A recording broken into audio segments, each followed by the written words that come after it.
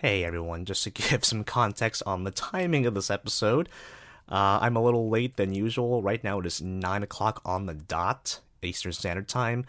The Hollywood Reporter reported at 8:51 p.m.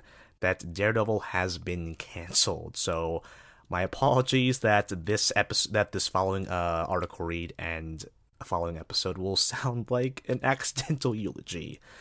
Anyway, despite the unfortunate news for Daredevil fans, I hope you enjoy the episode anyway.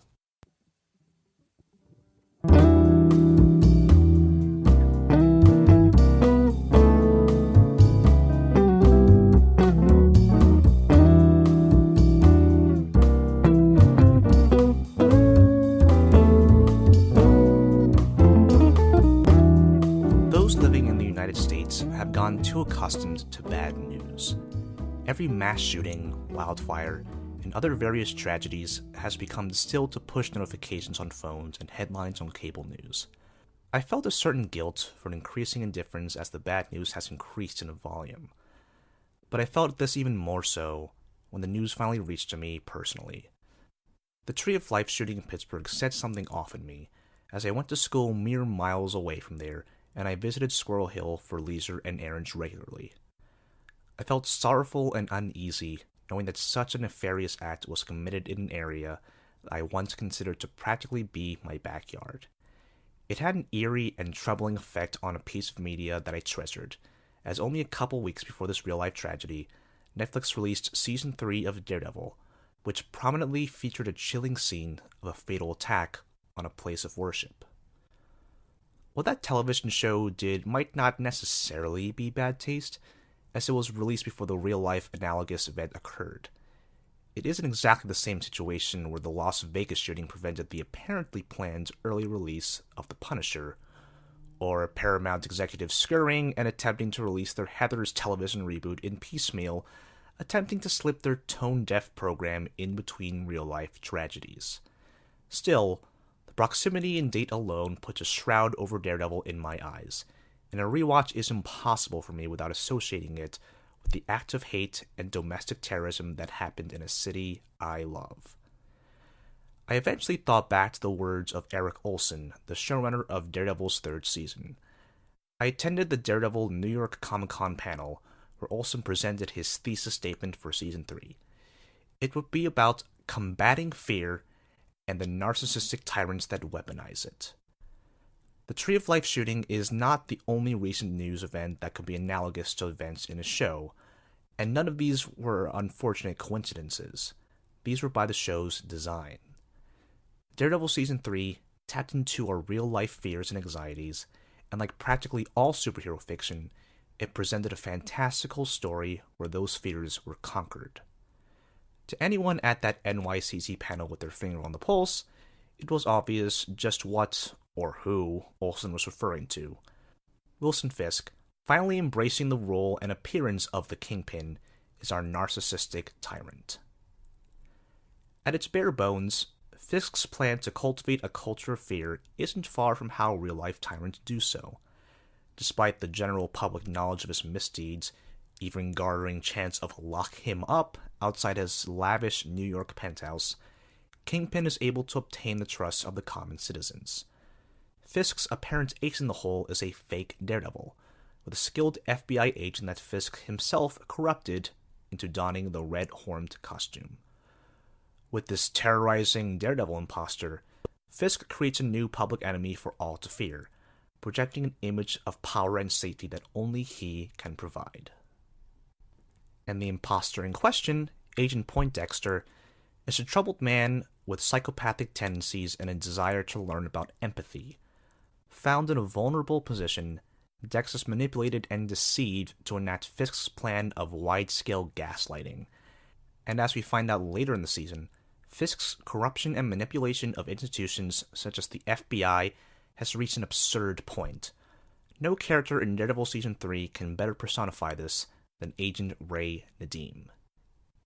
In a period of time where many in the public are less trustful of law enforcement officials and the institutions that enable and protect them, it may be harder to swallow more idealistic portrayals of them in fiction. Not everyone is Special Agent Dale Cooper from Twin Peaks or the lovable bunch in Brooklyn Nine-Nine. But there is something captivating about Nadim's own troubles and anxiety that brought him down to a more grounded level. His anxiety was more economically based, as a result of covering his sister-in-law's healthcare coverage. Seeing a struggling suburban Indian American family just barely making it was instantly more tangible than the more lavish, romanticized views of such law enforcement officials on television. I don't believe that anyone in this season had it harder than Nadim. He is torn between his duty to provide for his family, his own moral, ethical code, his loyalty to his agency, his friendship with Dex, his desperation to fight through the bureaucracy denying him a larger paycheck, and so many other forces that are in play. By the end of his plight, Nadim leaves a mixed legacy. While he was complicit in many of Fisk's crimes, he was also key to bringing the whole operation down. In a season where FBI agents are shown to be corrupt in a cartoonish fashion through a boardroom scene, Nadim being the only one with an apparent conscience gives slight, not all cops vibes, while at the same time being truly reflective of the hidden fears and anxieties, even within the upper middle class, that can be exploited by bad actors. Let's rewind back to the point in which the paths of Matt Murdock, Dex, and Nadim all converged, in a manner orchestrated by Fisk. There is something powerful and faithful about the first meeting of the two Daredevils halfway through the season. Both characters have individually gone through radically different journeys of self-exploration, and the clash between the two was like a chemical explosion. While I reveled in the creativity of the choreography and the display of Dex's ability, when the New York Comic Con panel showed off the bulletin fight sequence, something seeped into my head on my repeat viewing weeks later. I had a sinking feeling that the context of the scene, with Dex murdering New York Bulletin journalists and the fight scene taking place in their office space, was meant to be a reference to another recent tragedy. It seemed to me at the time that this unsettling sequence was meant to mirror the real-life June 2018 shooting at the Capitol Gazette building, home of publications The Capitol and Maryland Gazette, where 5 employees were killed. It was sometime before writing this piece that I did my due diligence and found that production of Daredevil Season 3 ended earlier in June, a couple of weeks before the tragedy occurred. For the most part, similarities were mere coincidence. Still, anyone with their ear to the news in the United States knows fully well that this anti-journalist sentiment was alive and well before this attack. One of the more important pillars of our modern society is that of the journalist and the news publication, having the freedom to hold those in power accountable to the truth. Likewise, these bulletin reporters, led by Karen Page, were working on a piece that would have shed light into Wilson Fisk's fragile situation. Fisk nailed 2 birds with one stone, dispatching of the opposition, while also creating his false public enemy. As with the aforementioned church attack in the show, the timing between the show's premiere date and real-life events yet again produced an unusual effect. Another pillar of our society, one based on worship and faith, was under attack by violent forces. While these fictional and real events have no direct relationship, this frightening sequence was certainly based on a real attitude of intolerance that has been pervasive for the longest time. The context and scenario are different from reality, but the imagery remains the same to recall such real-life fears and anxieties. Our main characters of Matt Murdock, Foggy Nelson, and Karen Page eventually get to a point where they must decide how to solve this impossible dilemma. The idealistic Foggy still firmly believed in the United States justice system, while a weary Matt believes that his vigilantism is the only solution. In real life, the justice system has been exploited, abused, corrupted, and has overall acted as a counter in favor of bad actors. I remained unsure of which method the show was advocating for. In the end, it seemed to favor a 1-2 punch combination. If anyone is looking towards fantasy for solutions to real-life problems, they will find themselves sorely mistaken. Our current problems with combating cynicism, authoritarianism, and other negative forces will not be solved by 2 macho guys mercilessly punching each other in the face. While nothing will convince me that all art and media isn't political, I will concede that entertainment such as Daredevil is meant to be escapism. I would argue, however, that the concept of escapism is grossly understood. not all escapist fiction is meant to completely take you away from the clear and present societal and personal anxieties. Rather, much of it is meant to take you to a place where those fears and anxieties can be confronted and defeated in a fantastical way. Maybe it's with a sword and shield, super strength, or the ability to fly. This is the fantasy that superhero fiction is able to provide. Daredevil Season 3 will obviously not solve any of our real-life problems, but it demonstrates that something as fantastical as the MCU can be very powerful by recalling realistic imagery and sentiments.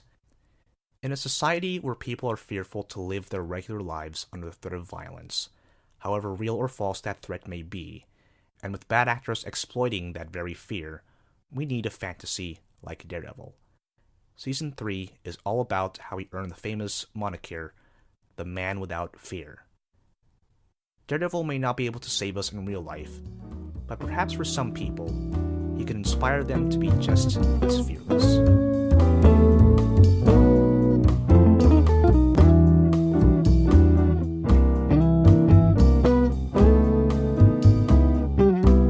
Hello everyone, this is Chris Compendio from AP Marvel. You're listening to episode 26, can you believe it? That is halfway to 52 now that I think about it. With me, I got our usual, I got the same crew from our Luke Cage, Iron Fist, R.I.P. episode. I got Thomas Rasmussen.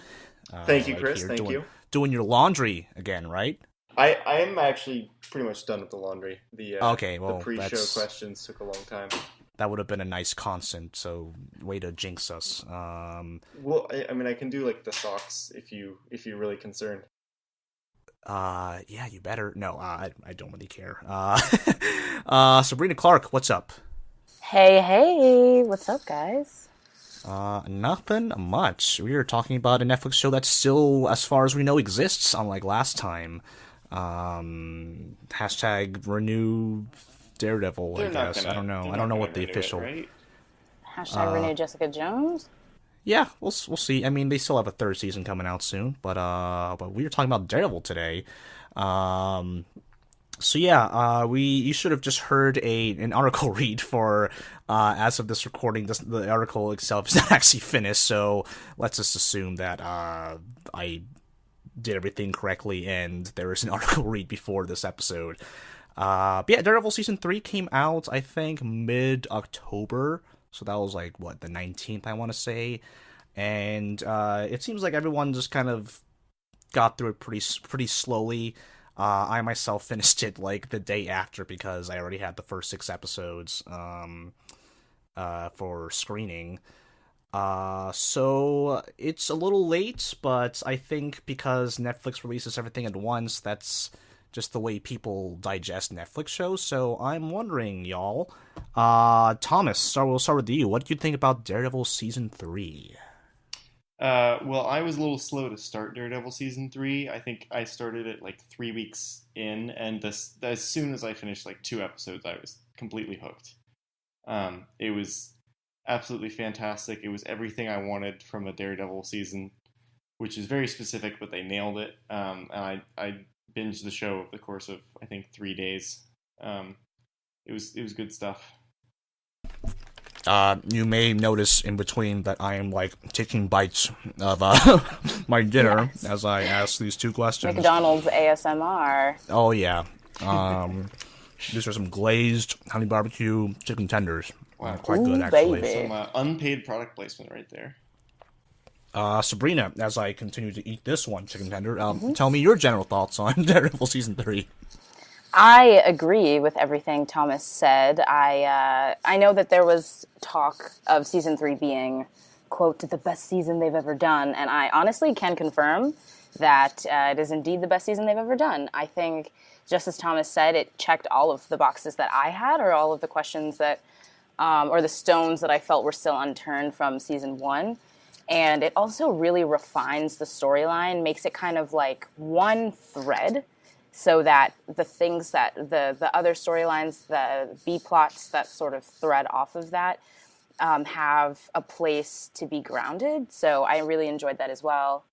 And I'm really, really impressed, and I'm really excited to see what they're going to do. I think Eric Olson was also a good choice, because I feel like he took what season 1 set up and elevated it. So yeah, Eric Olson, I believe his previous work involved being on the staff of, I think, Arrow, if I remember correctly. But yeah, he seemed to, just from, I went to New York Comic Con, and I heard him speak about his ideas for the show, and he seemed like to have a really good grasp on the material, and really focusing on the, the Man Without Fear title of Daredevil. Mm-hmm. Weirdly enough, it felt like a, almost like a correction from season 2. Not that season 2 was, like, awful or anything like that, but, like, I don't think people are as fond of that as season 1. Season 2, to me, was, like, the one with a lot of ninjas. And it tried to kind of have season 1 had, like, had a mix of, like, a little bit of hand stuff, planting the seeds for that, but a lot of it was just this kind of, this progression of Matt Murdock as Daredevil, like, becoming Daredevil, first of all, but, like, getting to, it's almost like a video game where, like, Wilson Fisk is the final boss. And to see Fisk as the main bad guy again, and to see Matt Murdock in the black Daredevil suit again, it felt like this weird, I hesitate to use the word nostalgic because it was just a couple years ago, but, like, nostalgic throwback to season 1. Like, hey, this is the stuff you like, right? Yeah. So we're getting back to that. No ninjas, just, like, pure crime stuff. Fisk is in the white suits because he's Kingpin. I felt like season 3 was very much a spiritual successor to season 1. I'm glad that there was stuff in between, because it did feel like, for the characters, season 1 felt like ancient history that came back. So I'm glad it was not a literal, season 2, but it was a fantastic sequel to season 1. And they played with those concepts really, really well. I feel like they're always trying to top that hallway fight scene from season 1. Yeah. Perpetually. I think that they actually, I feel like in bringing that up, it's important to take a look at the things that they tried to redo or fix, and the things that they kind of just let sit because they realized that they didn't really need to be either augmented or, like, built on. But for one of those, I feel like action has been something through all 3 seasons that has been consistent, but there's something about season 3 that just gave us another taste. It was more, I feel like it was more raw and, like, more visceral, because, as I was telling them before the episode started that I was rewatching that epic long fight scene in the prison in episode 4, because I feel like, for me, when you think about hallway scene, I feel like this is the kind of redo or the topping or the version that I also wanted to see. So it's nice to have not only the original, but, like, what I'm going to call the second attempt. And it was incredibly successful and really, really, really captivating. Yeah. And they kind of tried to do a thing in season 2 with, it was episode 2, when they're at the top of the building with Frank Castle. Yeah. And they're trying to, like, get out and, like, get through the, like, fight through just the stairway. Like, yeah, the dogs of hell, and Frank Castle was unconscious on an elevator. Is that the one where he had a gun taped to his hand? Yeah. He had a chain on him because he was chained up by Frank Castle, so he starts, like, oh my god, whipping. I'm so sorry, the fire alarm went off in my building. That's awful. Well, I mean, that'll give me a break to eat some chicken. So yeah, I'm gonna put the computer down and deal with it. It's been going off falsely, like, all the time, so I'm not gonna evacuate. Exciting. Very sorry. Okay, be back. Mm-hmm. What were we talking about? We're talking about the fight scenes. Action? Yeah, action. Okay, yeah. Season 2 had their hallway fight scene when he was going down the staircase, and he was using a chain as, like, a whip and kind of whipping the lights above him, which I thought was kind of a cool effect. Oh yeah. And he was he was like whipping people, and like it would like tie around their neck, and he would pull them down, and they would fall down the stairs. And I'm like, oh, that guy is probably not dead, but is probably like horribly injured. Yeah.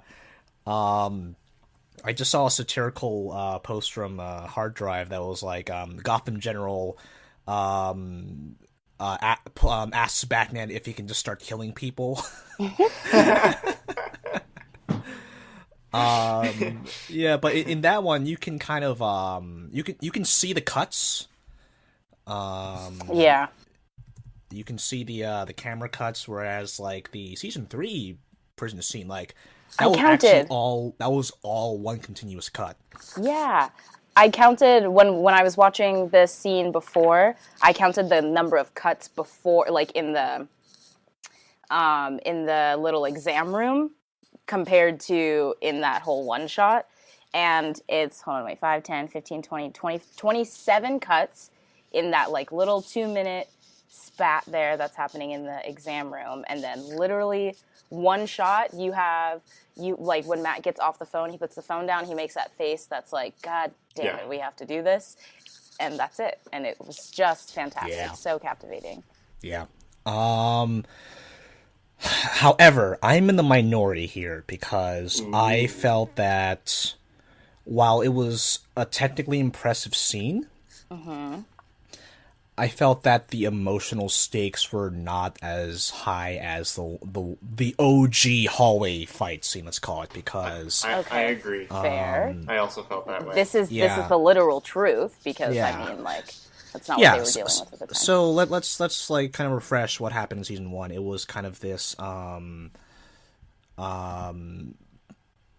backstory heavy episode. It was episode 2 of season 1, and it went a lot about like his childhood and his relationship with his father, and how how his father's pride kind of ultimately led to his demise, and the hallway fight scene came at the very end of the episode. It was this kind of a build up to Matt is saving a child, right? He's saving I forget whose son this dude is, but Matt Murdock is has all this emotional baggage from being a child, and now he himself is saving a child.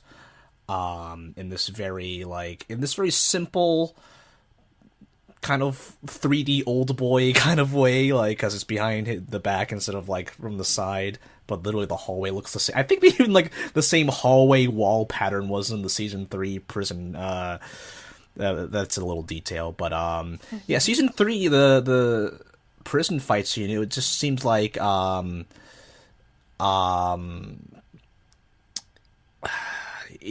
Matt Murdock was trying to get out of the building. He was trying to physically get out somewhere, and you can say that it definitely showed how desperate he was, and which is a really interesting character thing. But me personally, I was not feeling it as much, and some people I talked to about this felt differently. So I'm wondering what you guys felt.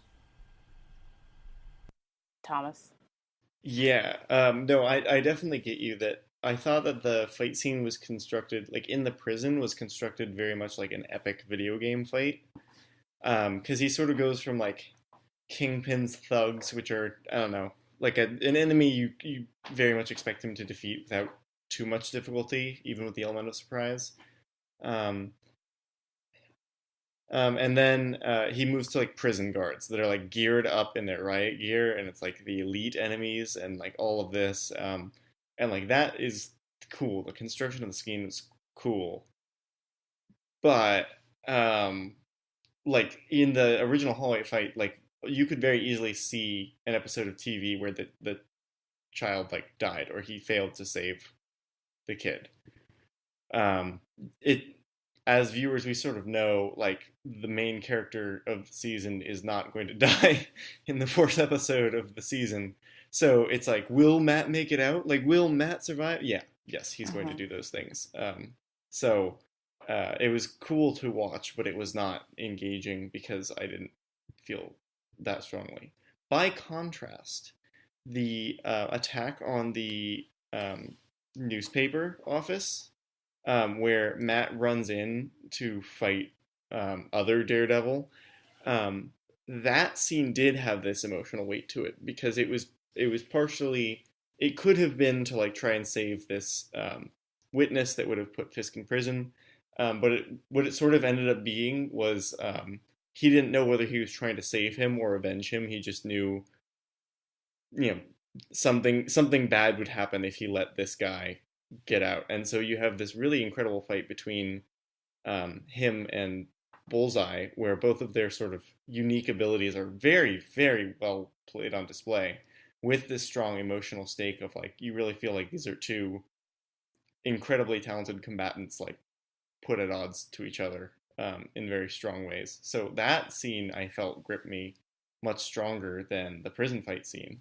And in general, I thought this season did a lot better of Daredevil versus like talented single opponents rather than like gangs of people, which was a very welcome change. I mean, if you look at like season 1, him fighting Kingpin, I mean, you didn't really think for very much time that he would like struggle to defeat Kingpin in single combat. Kingpin's thing was influence and money and whatever, not.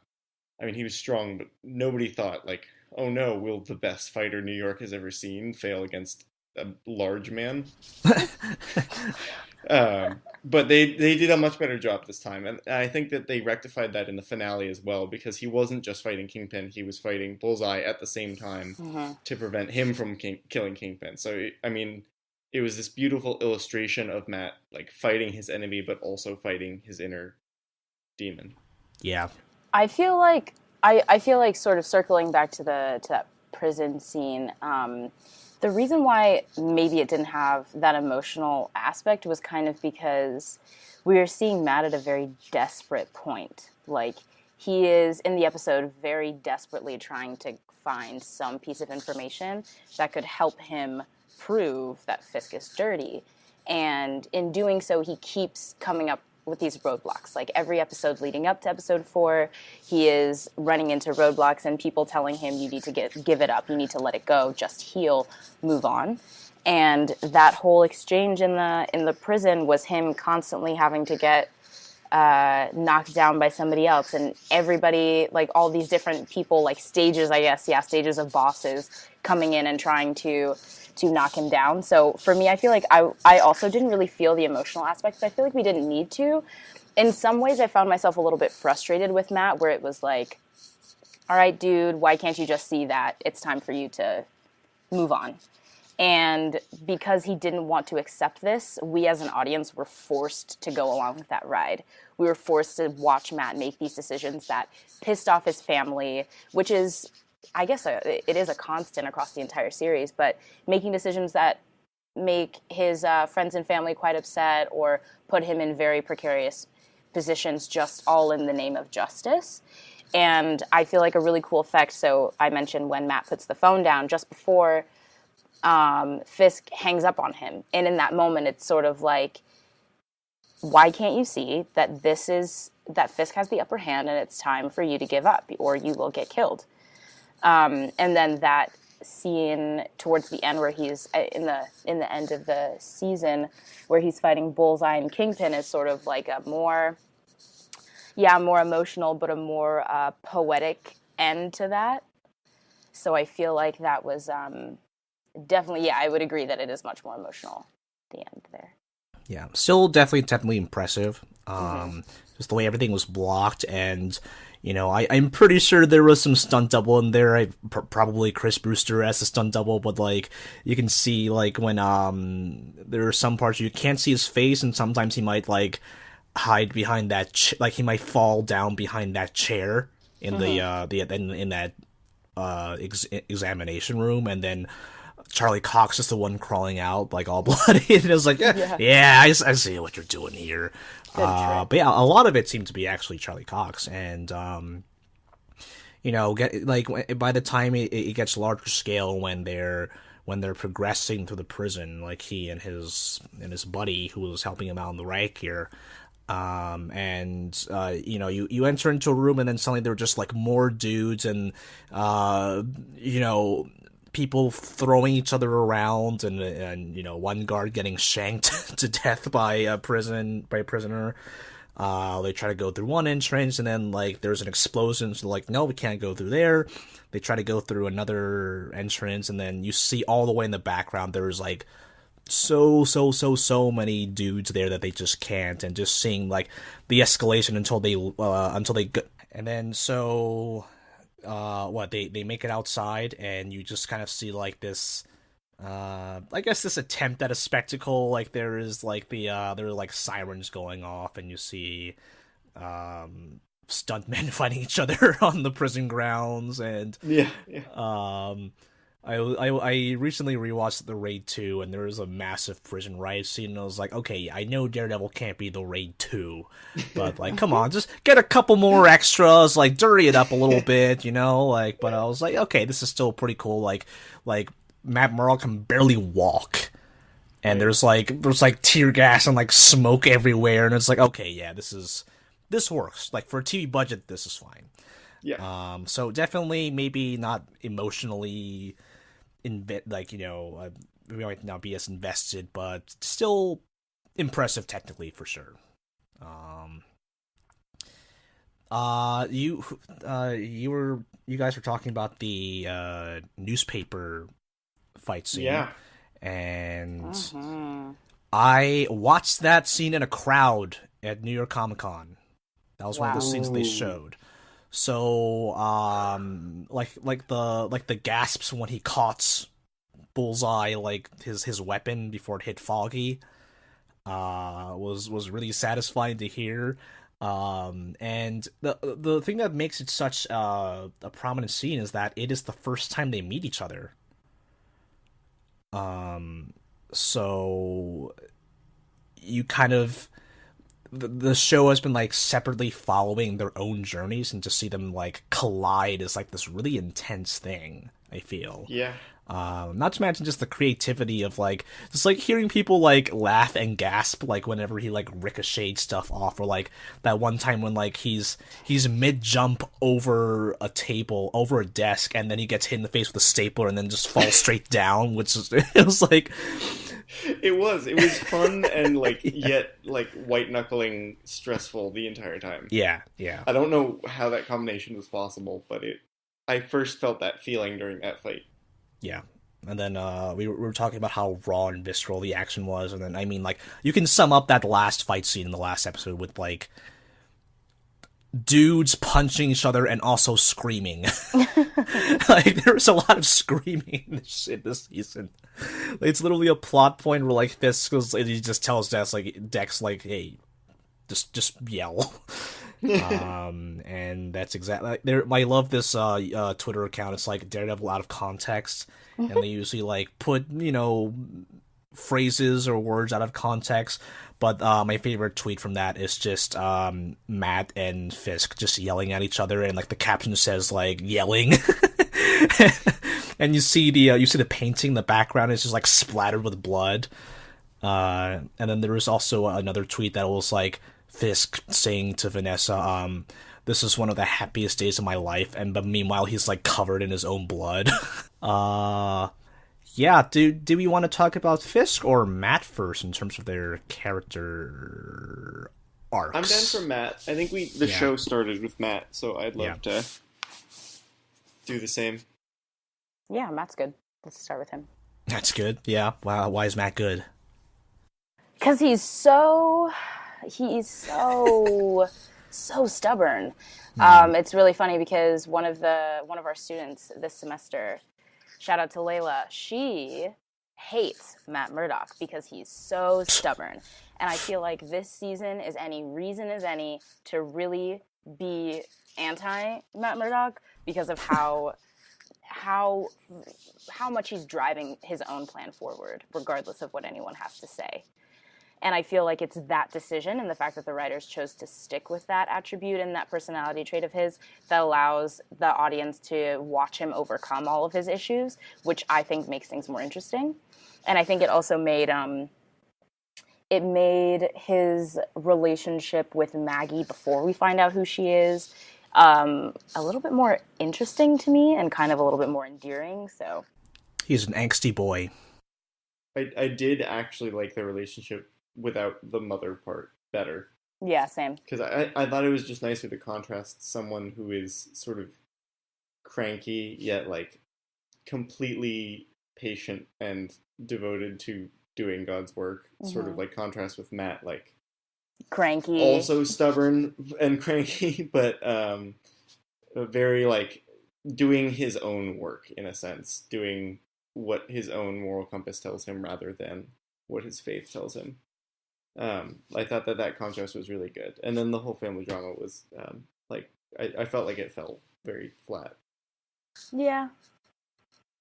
It was hard for me to separate that because I knew going in that she was the mother in the comics.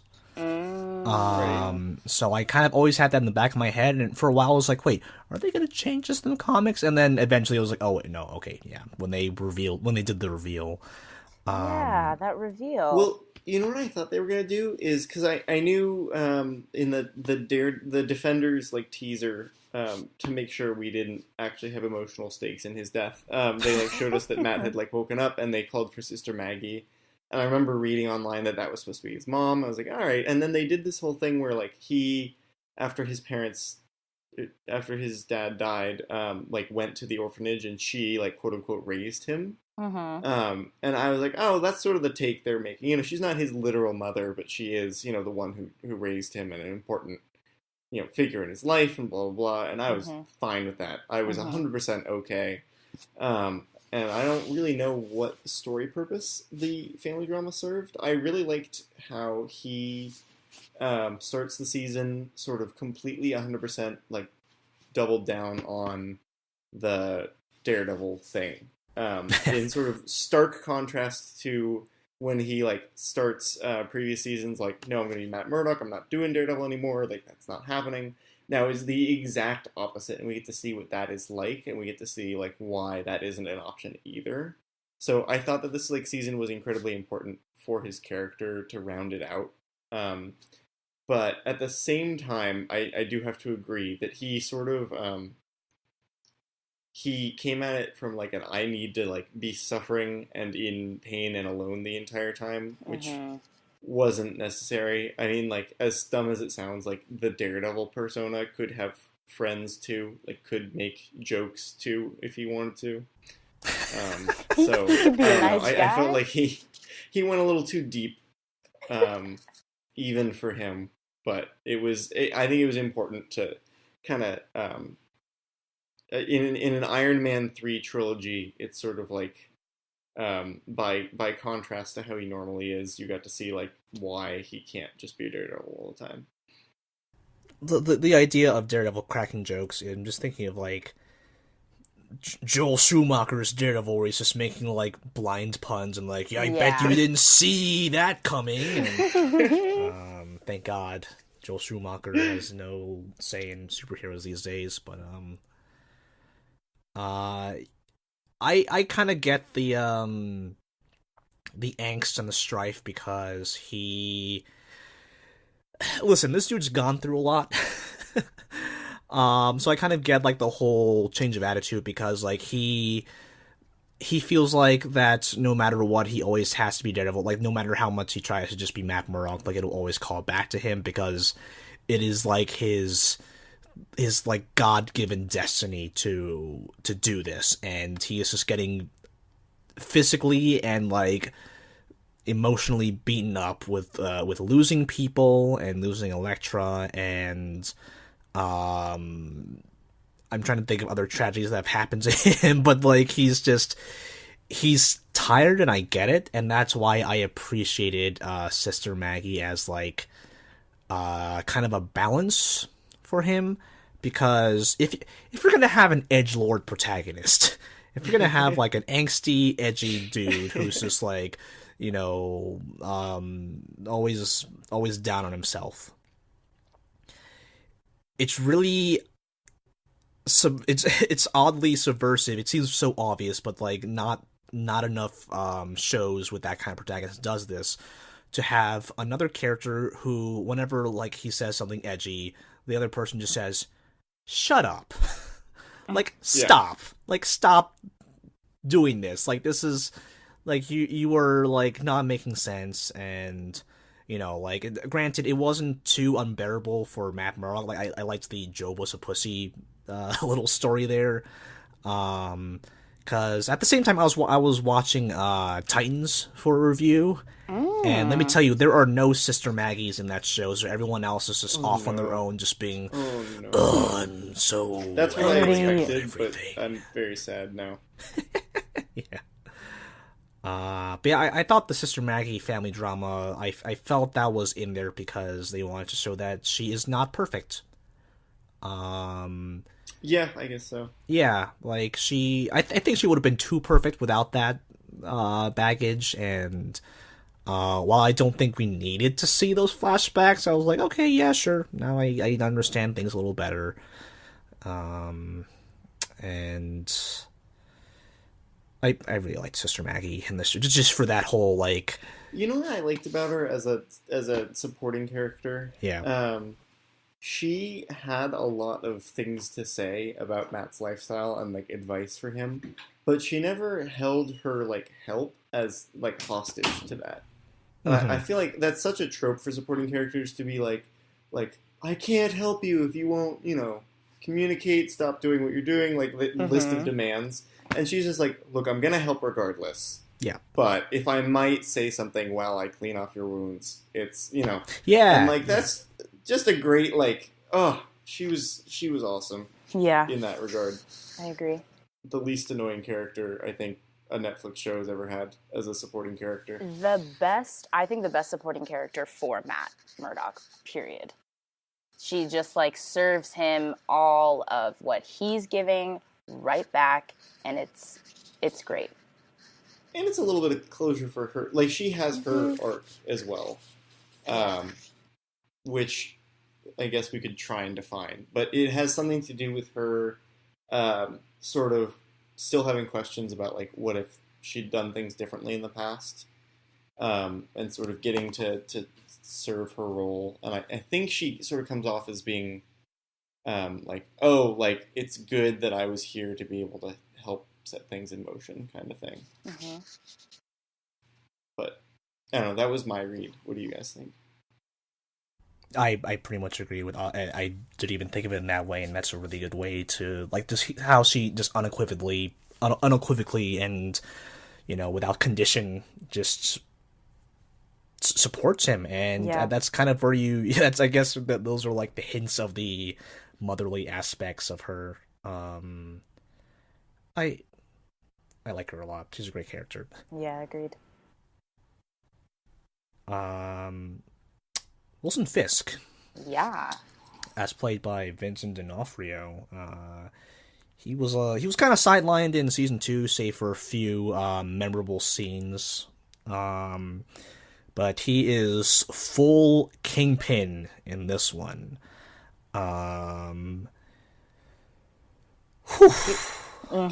Just the moment where, like, Nadeem walks into the room full of corrupt FBI agents. Yeah. You know, we don't even say his name in here. We call him by his code name. And you knew what was coming.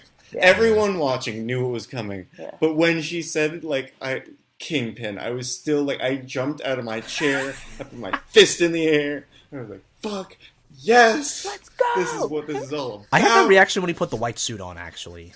Okay, that's fair. It was like a very delicate moment where he's like, yeah, buddy, I'm Kingpin. And we're like, yeah you are. Yeah. He... My blood is still...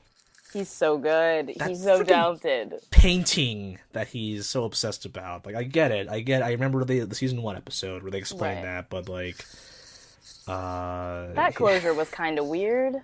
Yeah. So wait, Dex murdered an old lady for that, right? Yeah. Yeah. Okay. For sure. Yeah. To prove his loyalty.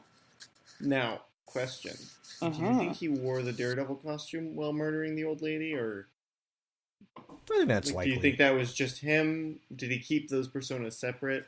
No, I think that he could have probably done that in the Daredevil costume. Yeah. Yeah. Um, Kit, let's talk about color symbolism. So white symbolizes here. What does white symbolize?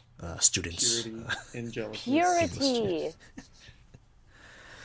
So why was it really everything is, in right? Kingpin's penthouse white? Why was his suit white? Why was the frickin' painting white? Because he's like trying to be God. Mm-hmm.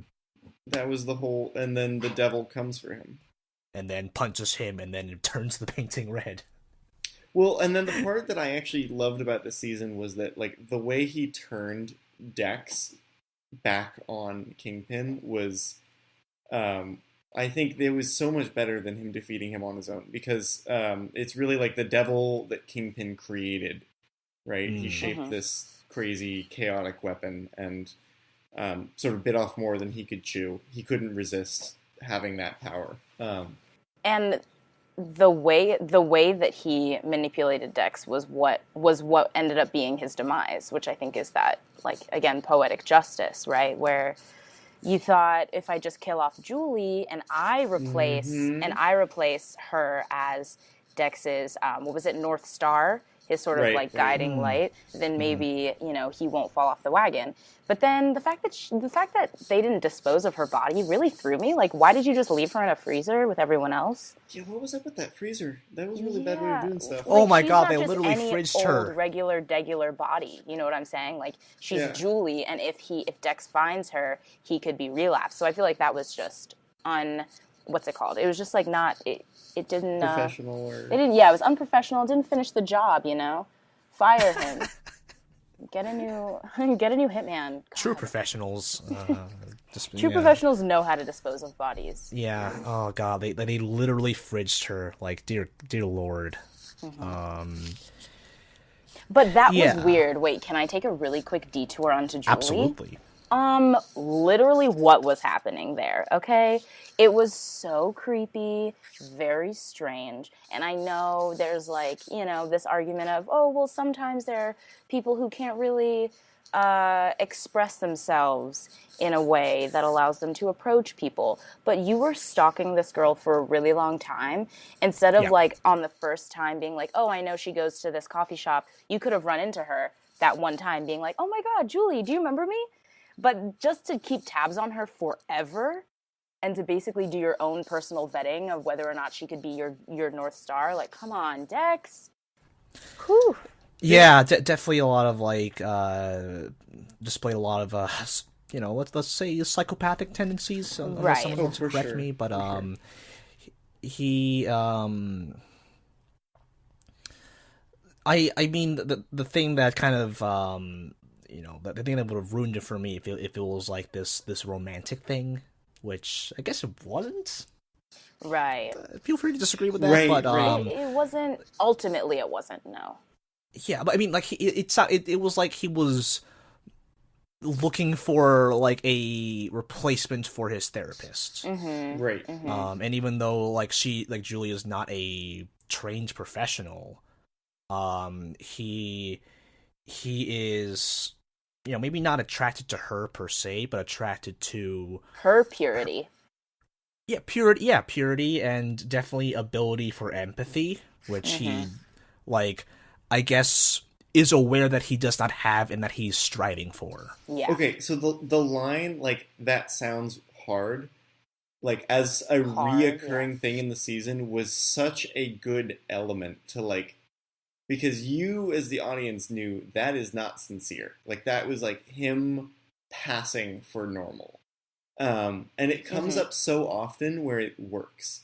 There are so many cases in the season where people take that line and just, assume it to be genuine, and you just, it feels creepy every time. And right up until, him in Nadim's backyard, right? He's like, that sounds hard, and you just, oh, that character was so well done. That character was really well created. And it was the kind of thing where I thought they did a really good job of showing, sort of how monsters are actually born today. The supernatural aim is obviously fictional, but the, psychopath, who's sort of on the edge of violence but has been coping with it, just like having some event that makes him snap. I was like, all right, this is like the most realistic villain of a Netflix show, in my opinion. And that made it like super creepy, but it also like, I don't know, like Julie talks to him at the bar and he has no idea what to say after all these like years of stalking her. And like, I laughed. It was like a genuinely funny, like ironic moment. But then it like feeds into this character who is, you sort of root for him to like overcome and to like figure himself out, and you can see the struggle.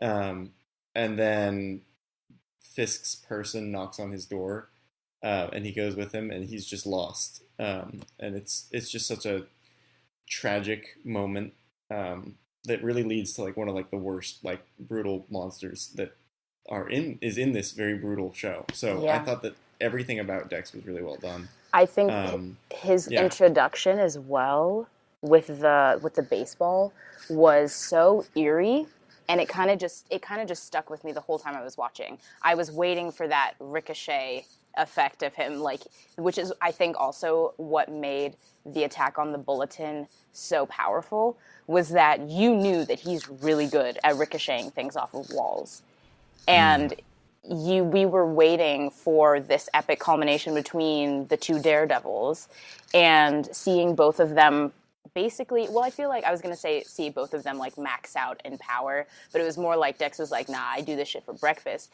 And and Matt was like, oh, I've never dealt with this before. Yeah. So kind of like Matt watching that dynamic happen. Oh, man.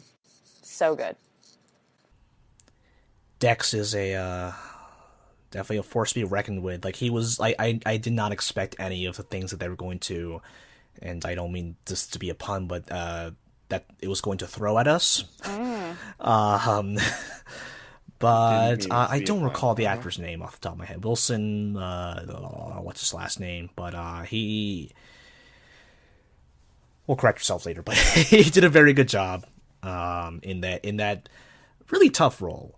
Because he was kind of the most realistic villain that we know, because even though you can't really sympathize with a lot of the troublesome things that he was doing, you can kind of understand the reasoning for that, at least, like the desire for empathy, the desire for validity, and it would have worked better for me because we were talking about that scene where Nadeem walks in and they're like all of these FBI agents who have turned, and I was like, okay, that's a little ridiculous that there's a boardroom filled with all these dudes, because you get the sense that like I got the sense that Fisk was just kind of working on this one dude, that he was working on he was working on on Dex, excuse me, and put a lot of kind of put all his chips in for this guy. And to see that, like, in, like, off-screen, like, in the background, he is also, maybe at different points in time, but has, like, successfully manipulated every single one of these FBI dudes to, like, basically be his own unit.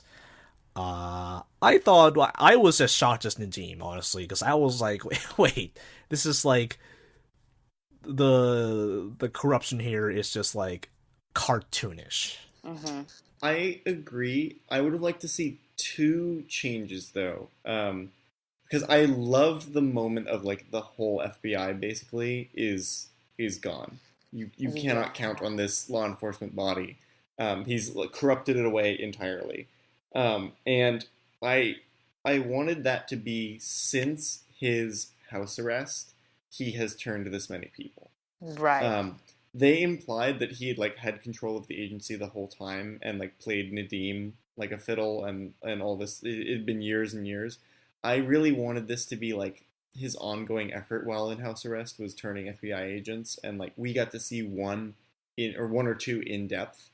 But this work has been continuing, and I think it would have been nice to just see like hints about it for the previous episodes, just like him in like a heads down conversation with an agent as Nadim walks through, or like him passing an envelope off to like his lawyers to be like, see that you apply the right pressure, just like hints that he was still working in the background, and you get to see the fruits of all that labor.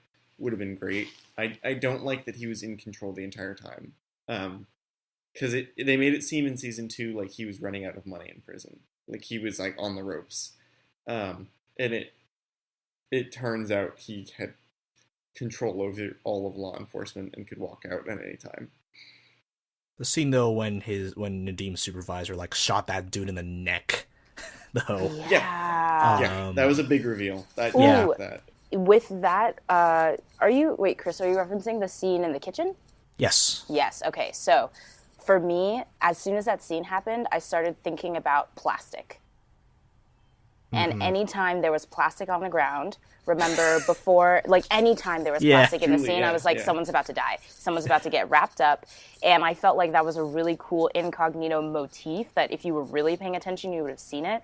But every single time someone gets offed, they get wrapped in plastic, just like Julie and that freezer filled with bodies. Yeah, all I thought was missing was, if you watch Martin Scorsese's The Departed, every time there are like X's on screen, like whether it's like, in like on the walls or on the floor, that means someone's about to die. And I want to say that's a tribute to an even older movie that I don't remember, but I was like, yeah, I felt stupid for not realizing the plastic thing before that poor dude got shot in the neck, but yeah, that's definitely a thematic element. That's definitely a motif of people getting whacked and then wrapped in plastic and I guess not properly disposed of, apparently. I didn't even think about that when we first saw it, but I was like, yeah, why did they just shove them in a fridge for, like, what are they gonna do with them later?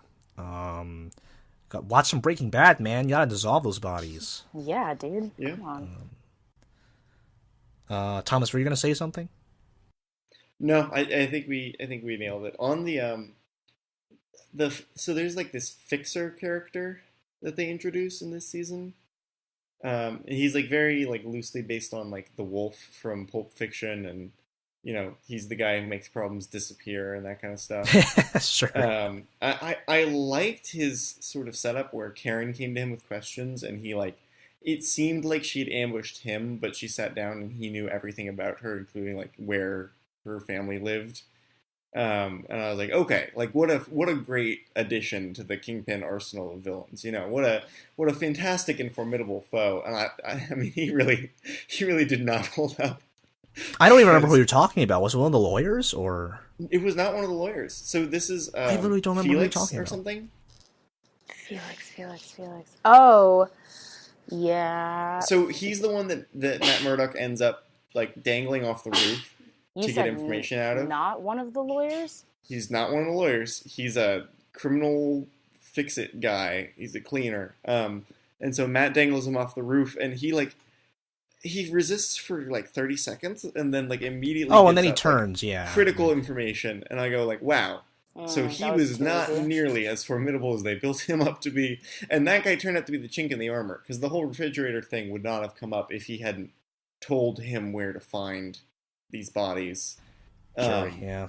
And I didn't feel like that was super earned. I felt like it was sort of like they were rushing a little bit till the finish line. They're like, all right, have him torture this guy, and he gives up everything, and then he can wrap up the episode. Yeah, that seemed awfully convenient. Yeah. But I was really looking forward to this character being more pronounced. Last thing about Kingpin, I believe he had a speech in like episode 3 maybe, about love is my prison, or like something to the extent of that. Love is the perfect prison. Yeah. I was watching with my dad, and he was just kind of rolling his eyes the whole time, and like, is this really necessary? But Vanessa was like his whole motivation. So how did that turn out? How did you think because we don't see Vanessa until like near the end of the season. Yeah. So I'm wondering if that worked for you. I was kind of underwhelmed with Vanessa this time around. I loved her in the first season because she was Mrs. Kingpin, but I think more believable. I felt like in this season, she was giving us more. I don't know.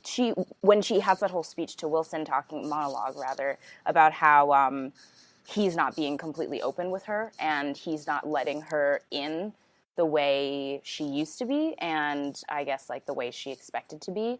That was really interesting because that's exactly how I saw her. It was sort of like, okay, Vanessa's back, and now make sure you just lock her up in this beautiful loft. Never let her leave. Don't let her do anything. Don't let her see anything.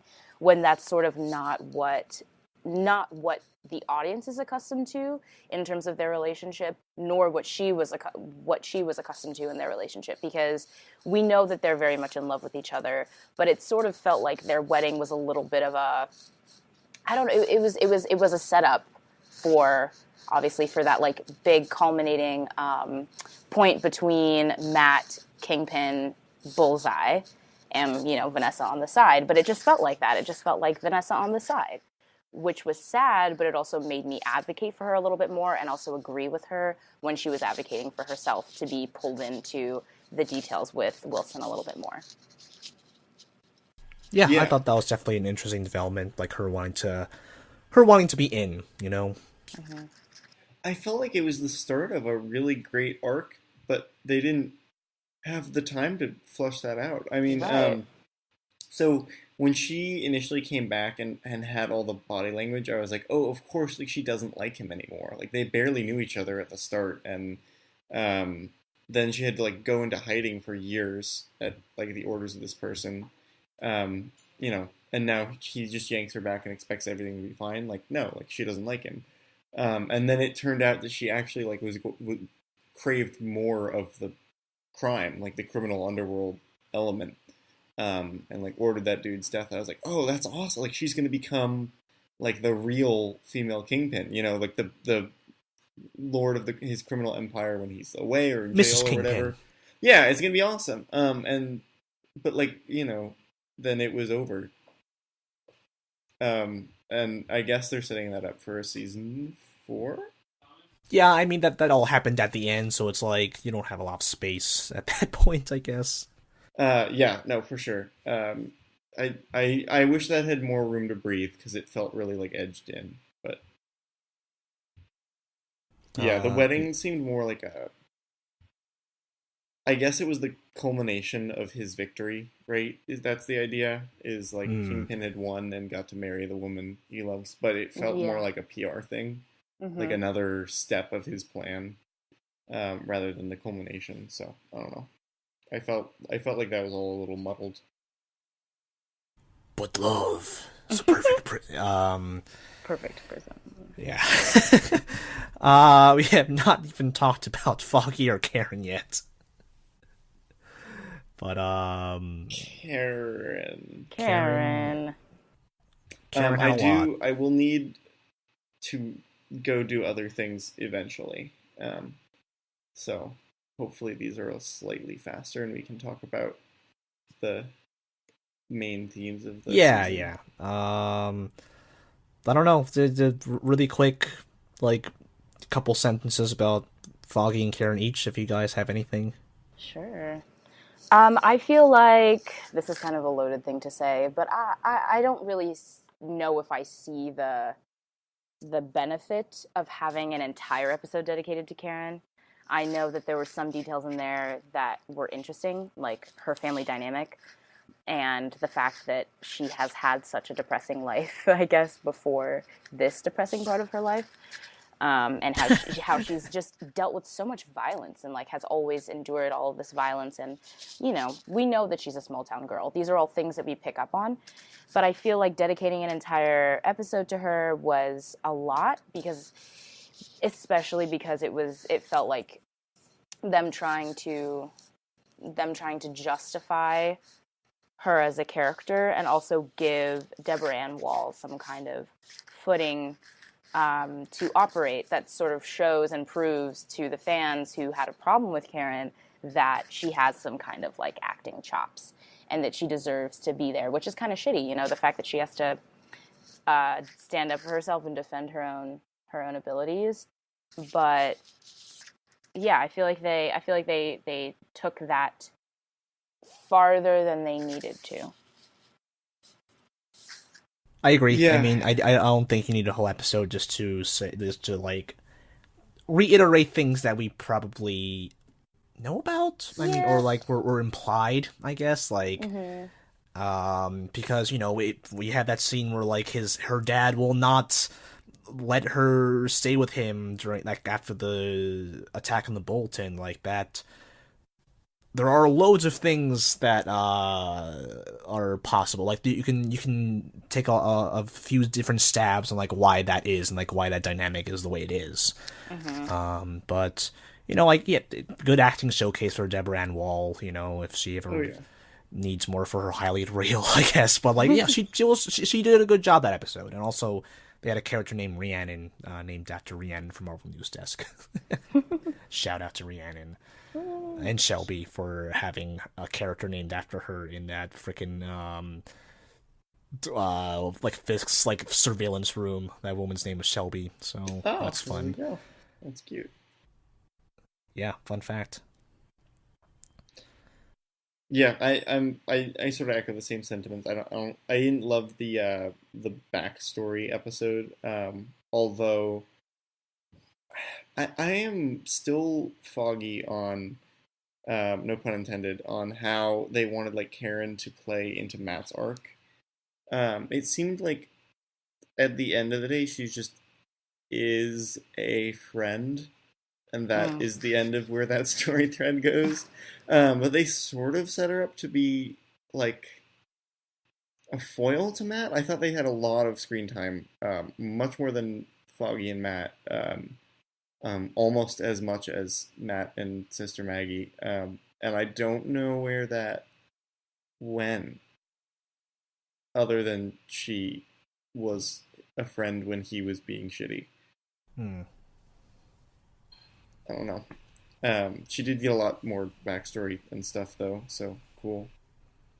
Yeah, I mean, I in no way think that Karen is a bad character, and I'm not one of those cynical dudes who's like quote unquote annoyed by her and her presence. And I always think of like that one Stranger Things episode in season 2 where it's just 11 and her goth buddies and people complaining about that whole tangent. And I haven't really read the room. I don't know what people's reactions on that Karen episode is. I thought it was fine. I just kind of wanted to get back to like the real stuff. But Foggy, on the other hand, was go ahead. Was her? I didn't watch The Punisher. It's the only Netflix or only Marvel show that I have not seen. And I know Karen was in that.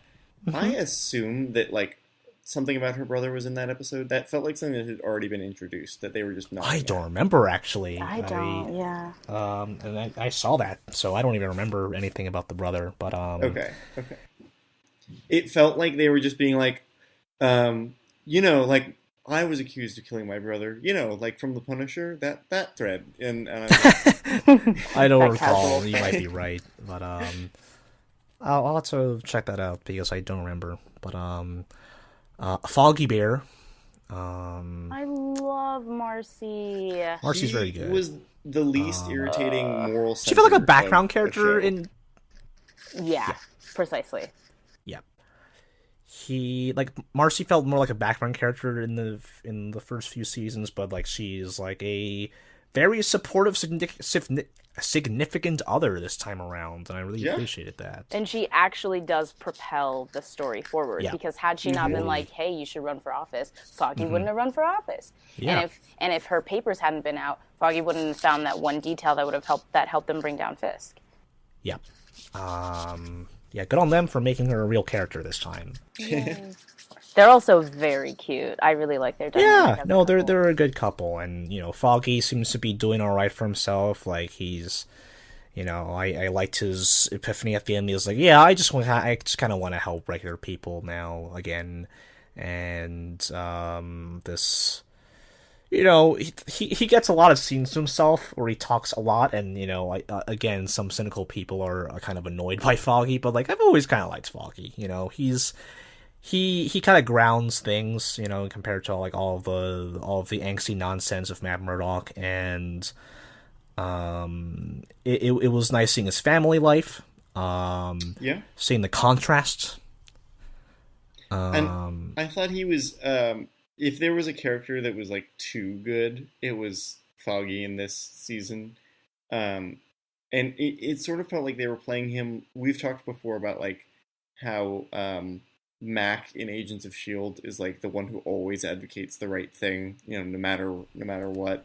This isn't us. I felt like Foggy was that in this season, but he wasn't entertaining to me because I think he was just so damn cheerful about it. Like, he was so excited to do the right thing. He wasn't angsty in any way. He was like, I know, I can run for DA. And then, he was just so optimistic.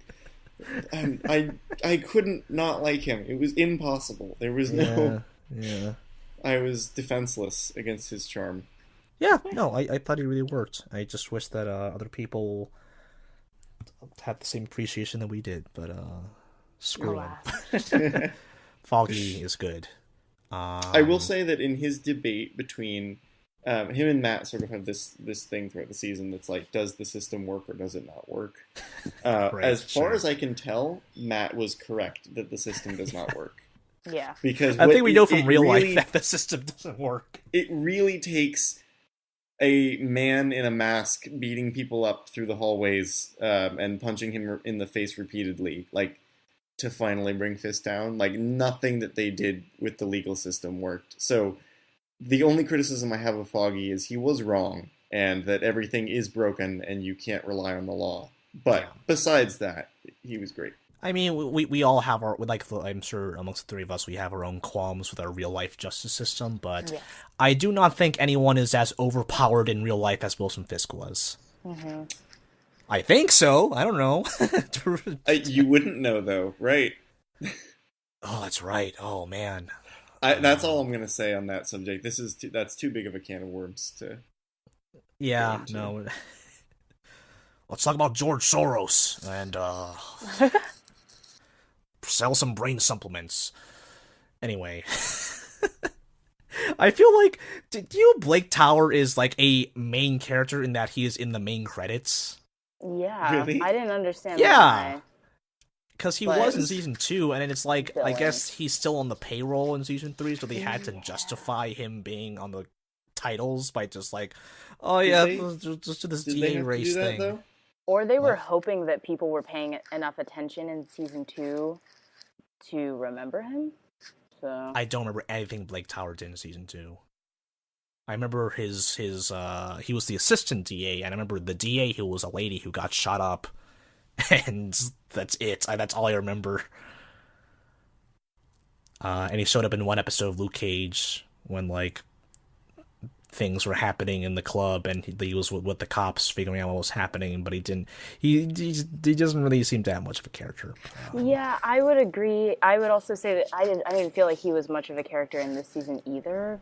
Yeah. Because things were just kind of happening to him. He wasn't really taking action. You had, he really existed to help characterize Foggy, I think, and serve as another roadblock for Matt, which I think was helpful. But other than that, I feel like he wasn't particularly helpful or important in driving the plot in any other ways. So not to say that I feel like we could have done without him, but more like, he didn't do too much. So I feel neither here nor there about him. Yeah, I mean, like the system that he represents, like, that is one of the major pillars, like one of the major estates, let's call it, of this whole system. And I guess, there's not a lot of time to handle that when there's so much going on. And I like the actor's name is Steven Ryder, which is a cool name, and I guess he's still getting those paychecks, so good for him, So let's transition into kind of the more, since we're talking about the justice system and whatnot, let's talk a little bit more about the politics. And I feel like Nadeem, the character of Nadeem, like, just really inherently captures the whole idea that I think Eric Olson had of using fear as a weapon, because what was it that Olsen said that this season is about combating fear and the narcissistic tyrants who weaponize it. And who's a narcissistic tyrant today who uses fear? Like, it's fairly obvious. Wah, wah. Yeah. So, there are always, like, problems with how law enforcement is depicted in media. Like, sometimes it's just, like, maybe a little too idealistic, maybe it's too, there are only a few bad eggs, and it doesn't really, not too much fiction delves into, like, systemic, corruption or just like otherwise troublesome aspects. But I thought it was really refreshing to just see this federal agent who is struggling financially, and it's just like he's everyone's a bit desperate in this show, but like his was like entirely based on this very relatable issue. Like he had basically like. He lost a lot keeping his sister-in-law alive due to, like, healthcare costs, and he just keeps getting deeper and deeper into this terrible situation because of just, like, how desperate he is, like, just because of, like, his status and, like, all of the bureaucracy involved and whatnot, and it just felt increasingly bad for this person. And even when you feel like he's going to get his time when you feel like he's going to come up for air out of all of it, in that one scene in the kitchen where I at least felt like he was finally going to get his day, and he was finally going to get the chance to come clean and take care of his family and be done, and then bang, literally thrown into a whole other drama. Right. I was rooting for Nadim so hard, and I think he was probably one of my favorite newer characters, and I want to say like one of my favorite newer characters from like all the Marvel TV shows, because he was introduced in a really normal way, as if we'd kind of already been chilling with him for a little bit. His backstory wasn't too complicated. We were immersed into his family life pretty immediately right off the bat, so that wasn't too much to grapple with or like try to understand. And then so I feel like I was quickly rooting for him, and I was very, very early on understanding where he stood and kind of like seeing where I personally wanted him to go. And then to get so into his character and his family life emotionally, and to just have him torn and ripped around, like, oh man, God, Nadim is great, and I think his name is Jay, the actor. He did great too. Oh, geez, is that his name? Let me look that up again. Yeah, Ray Nadim's the character, but Jay Ali, I think, is the... Yes, I think that sounds right. Yeah, he was fantastic. I was watching the AOL build for this season, and it's really, really good. The host did a good job of like trying to dig up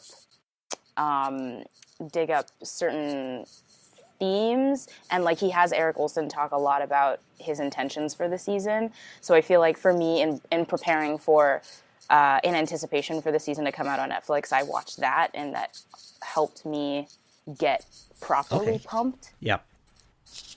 As an aside. Yeah. Forward that to me at some point. But anyway. Yeah, I mean, you have a struggling upper middle class Indian American family, like that is not exactly a demographic you see in these Netflix shows a lot. No. So I thought that was a bit refreshing, I think, to see. Yeah. And yeah.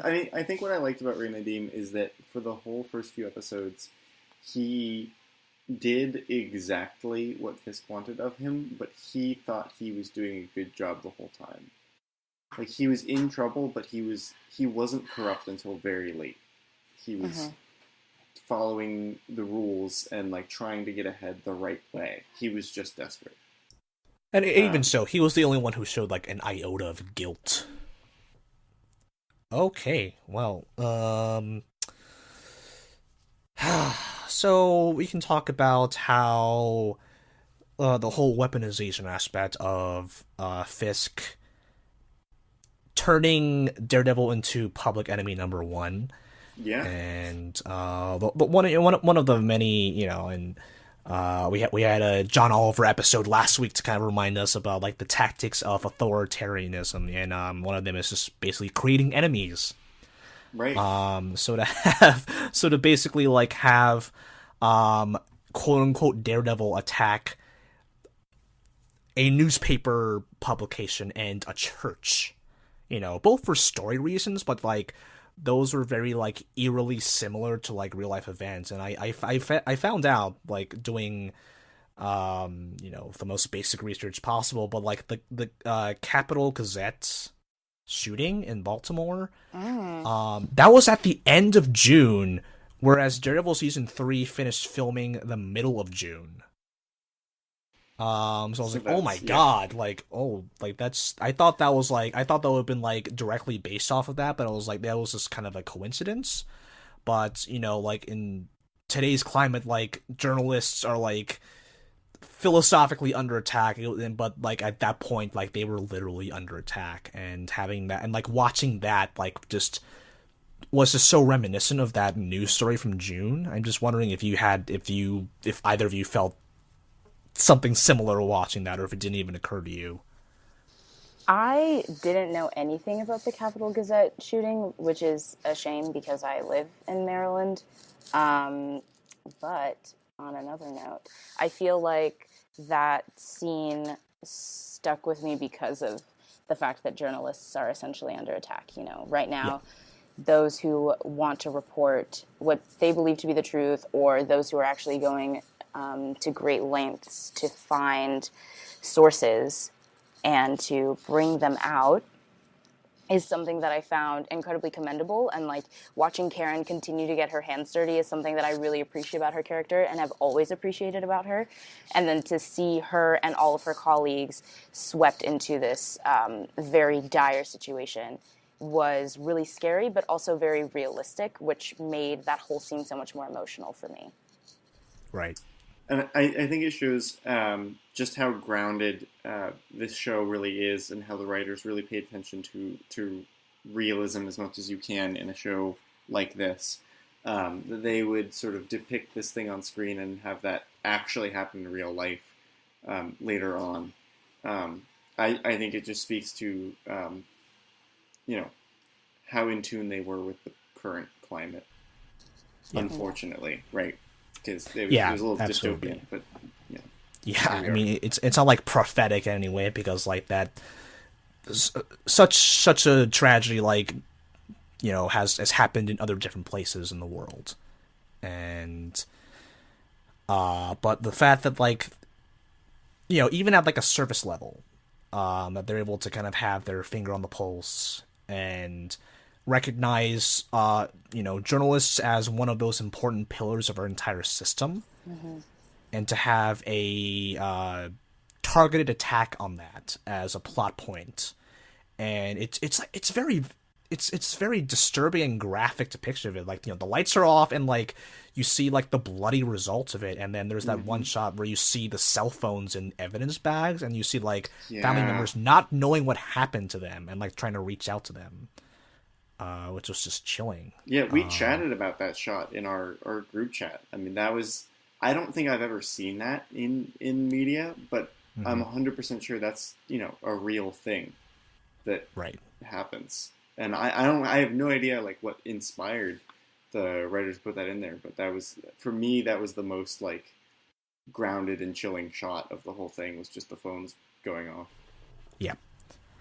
And then to have like the whole sequence of Dex trying to like basically murder Karen in a church, was, and like it's this very like atmospheric brooding scene where like everything's kind of red and devilish, let's call it, and then Father Lantom dies, and then having the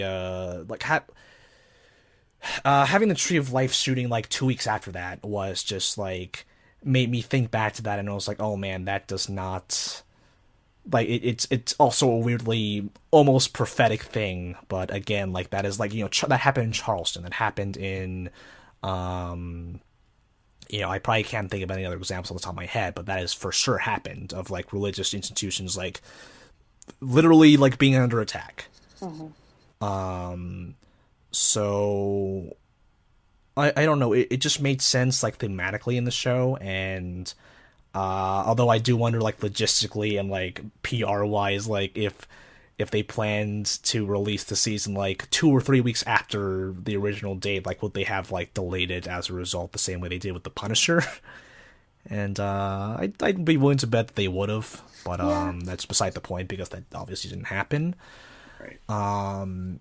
But I don't know. I mean, how did you feel with the imagery in that scene, like the like a Daredevil-esque character attacking a church and, like, you know, blood being spilled in that sequence? I thought that it did a really good job of showing it, because the, you know, Bullseye Daredevil is a very good foil for Daredevil himself.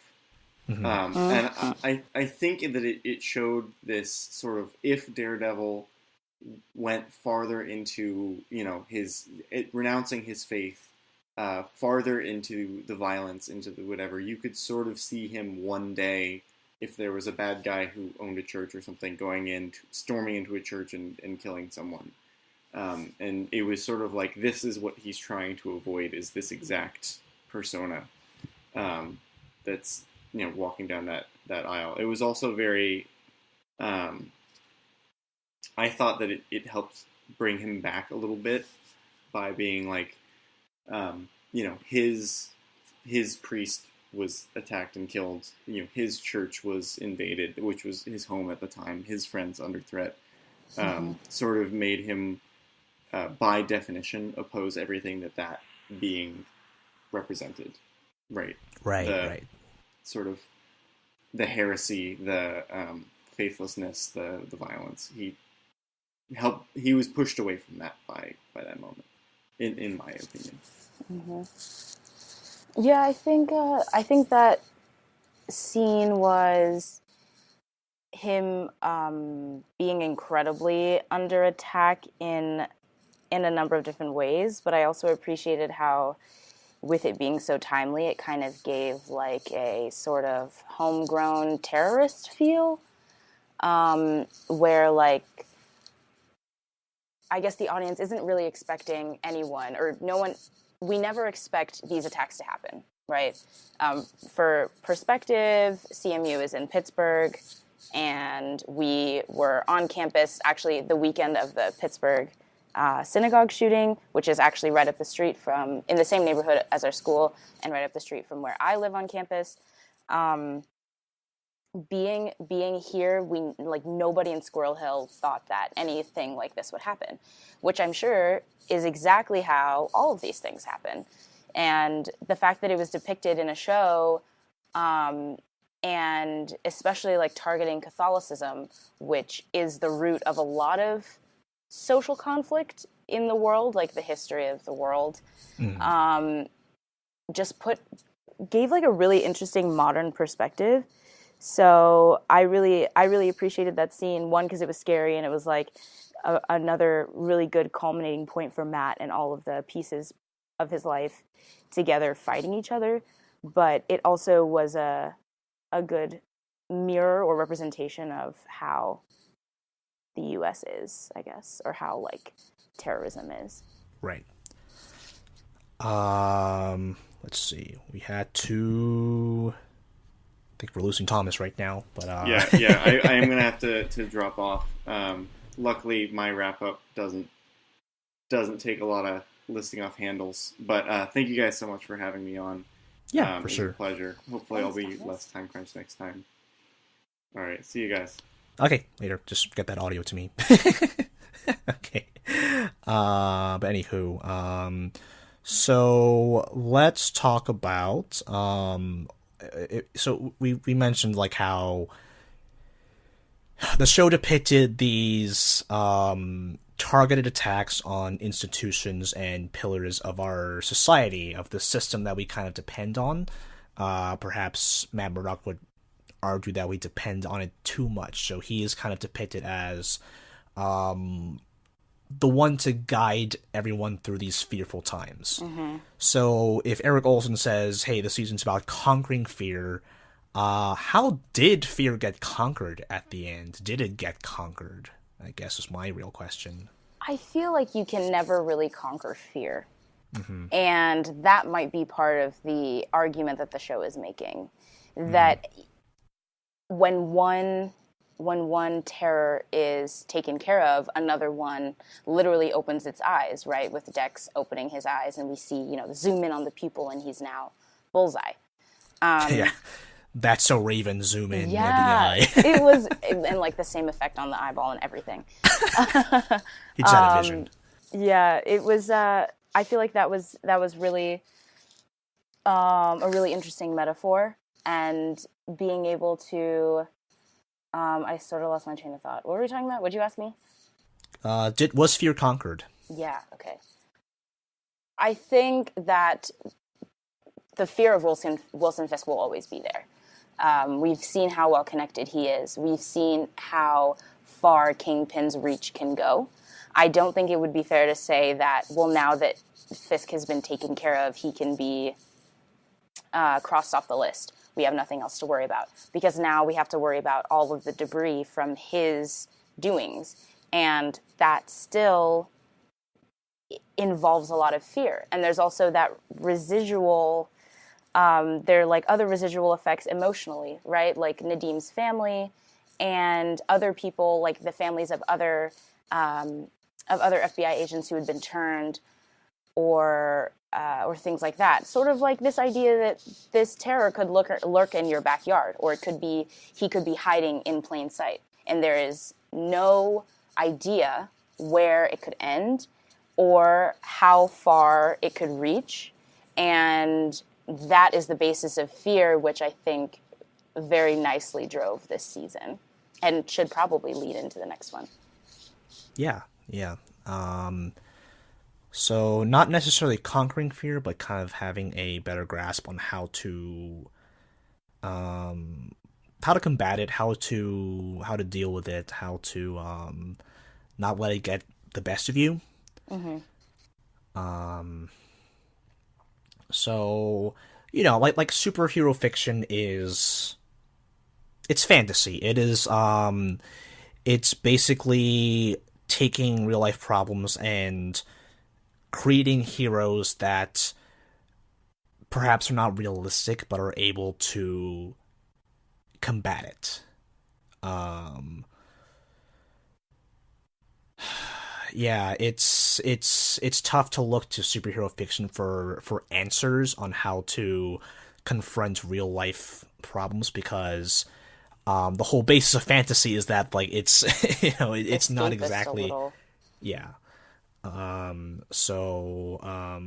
Yeah, escapist in that like it's still like a real issue, but the solution, or like it's like a happier ending than you might expect from real life. Mm-hmm. So, things are not as perfect as they are in the show. They're not as absurd as they are in the show. Like, I bet Donald Trump wishes he were Wilson Fisk. Like he probably thinks he is Wilson Fisk. Probably, like the ability to sign command executive orders. Command people, and they are just complicit. They just do what they are told. Yes. That authoritarian vibe. You throw your name behind somebody and they're instantly in the running, in the race. Yeah. Sure, yeah. People were yelling "lock him up" outside of I guess we'll call it Fisk Tower, maybe. It is like Fisk Tower. Yeah. Everything's white instead of gold for Wilson Fisk, but Wilson Fisk does not have a toupee.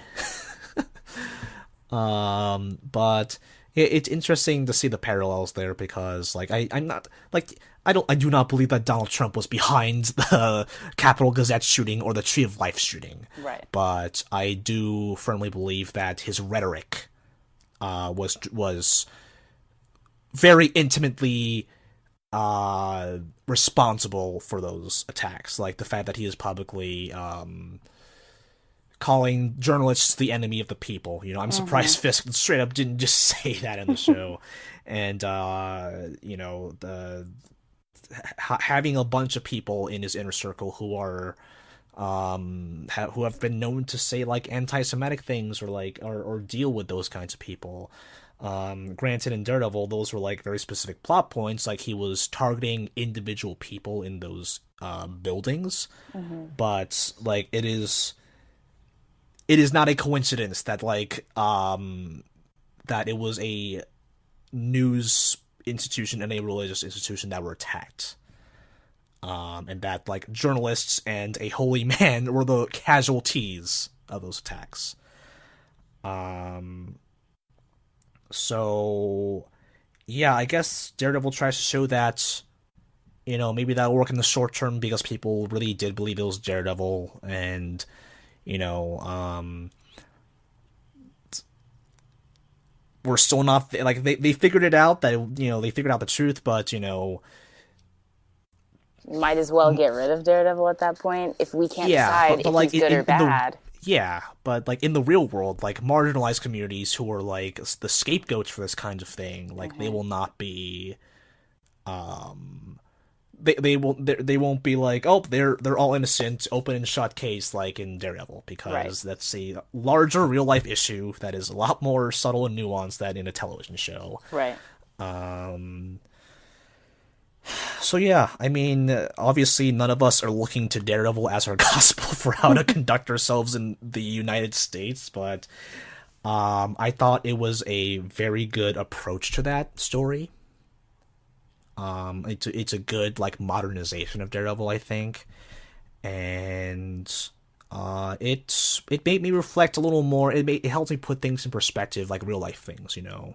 It's not like, you know, the church scene from Daredevil taught me about the Tree of Life. Like, no, like, it just helped me, like, kind of organize my thoughts a little bit and, like, see things from a different... Yeah, so, especially since, like, you know, I went to CMU, like, the school where you are right now, so that deeply affected me, like, seeing how I passed by that synagogue a lot, that I, like, was in Squirrel Hill a lot. Yeah. So... I don't know. This is going to be in the article that's going to be read before this, but it's really hard in this day and age to be affected by news because so much of it happens so often. Yeah. Especially when it's just like a push notification on your phone. Yeah, 24-hour news cycle. And every time, it is always some other shocking thing. You kind of just become numb to the shock. Yeah, it just becomes like, oh, it's another one of those. Exactly. So, I don't really know where I'm going with this, but I think, I hope that this... You know, maybe it's not fear that we are combating in real life. Maybe it's just that numbness. Maybe it's that indifference because of how frequent these things are. Yeah. So, you know, maybe the last thing I'll say here is that maybe it's a good call to kind of wake up and engage. You know, like voting can only do so much. Like I am very happy that a lot of people did vote this year. Yeah. And, you know, I was proud to have voted, but at the same time, like, there are a variety of ways that, like, people can directly act upon these things. Like, I think us talking about a TV show might be the bare minimum, but they're definitely... But if you were to watch season 3 of Daredevil, you could get a little bit of a better understanding, as you were saying, of the things that are happening around us. And, like, maybe it'll interest you. Maybe some audience member would watch this season and say, like, oh, I wonder how much of this was real. And then they would be led to the Capital Gazette. And then that would lead them to something else, you know, so on and so forth. Yeah. Which I feel like is what is really important about, like, storytelling and trying to model the realm, the world, after the real world, is that it has to have some kind of similar situations so that the characters, protagonists, and also the audience members can maneuver through it together. Sure, yeah. Yeah, I mean, that's basically what art is by the end of it all. You know, it's a reflection on our society. So good on you, Daredevil season 3, for, you know, again, using the phrase a lot, but keeping your finger on the pulse and being entertaining. Yeah, no, it was a good season of television. Absolutely. I can't imagine they're gonna cancel it, but even if they did, like it was a very like the way things ended with them writing the name on the napkin. You know, it was it feels like a fresh start. It was a nice, yeah. Mm-hmm. I could see the show ending that way, even though I don't want it to end that way. Mm-hmm. Especially when we have That's So Dexter. That's So Bullseye. Yeah. Oh, dear Lord. Oh, man. Someone make that into a Photoshop. Yes. Yeah, so I think that'll do it for us tonight. Apologies for some of the haphazardness of this episode because Thomas had a fire alarm go off, and then that delay caused him to run out of time, and he had to leave us. So, fun stuff all around. I mean, Sabrina, you left us last time. I did. It's only fair that Thomas did this time. Yeah. So, yeah. I guess that kind of makes sense. But, yeah, Sabrina, where can people find you on Twitter? On Twitter, you can find me at SABSCLARKE. That's at SabsClark. Mm-hmm. And on Instagram, you can find me at Sabrina.m4v, just like the video file. Hell yeah. You can find me at Compenderizer. You can follow Marvel News Desk at Marvel News Desk. You can donate to our Patreon. Steve Maltor is responsible for the jingle. Charles Villanueva is responsible for the logo and also our beautiful YouTube thumbnails. I have no clue what the next episode's gonna be. We are very behind on stuff, so it'll be a surprise, I guess. We'll see. I may be on the show notes. I will have figured something out by then, so check the show notes. But as I'm recording this, I have no clue what episode 27 will be about, so tune in next week to see whatever we come up with. See you later. Bye, everybody.